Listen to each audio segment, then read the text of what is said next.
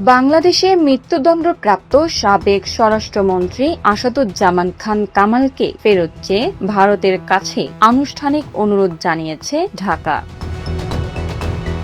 জুলাই গণঅভ্যুত্থানের সময় সংগঠিত মানবতা বিরোধী অপরাধের মামলায় আন্তর্জাতিক অপরাধ ট্রাইব্যুনালের দেওয়া রায়ের ভিত্তিতে পররাষ্ট্র মন্ত্রণালয়ের মাধ্যমে ভারত সরকারের কাছে প্রত্যর্পণের আবেদন পাঠানো হয়েছে। সঙ্গে পাঠানো হয়েছে ট্রাইব্যুনালের রায়ের কপিও। আন্তর্জাতিক অপরাধ ট্রাইব্যুনালের একটি সূত্র জানিয়েছে, সাবেক স্বরাষ্ট্রমন্ত্রীকে দেশে ফিরিয়ে এনে রায় কার্যকরের লক্ষ্যেই এই উদ্যোগ নেওয়া হয়েছে। উল্লেখ্য, জুলাই-আগস্ট গণঅভ্যুত্থানকে কেন্দ্র করে দায়ের করা মানবতা বিরোধী অপরাধের মামলায় সাবেক প্রধানমন্ত্রী শেখ হাসিনা, সাবেক স্বরাষ্ট্রমন্ত্রী আসাদুজ্জামান খান কামাল এবং তৎকালীন আইজিপি চৌধুরী আব্দুল্লাহ আল মামুনকে আসামি করা হয়।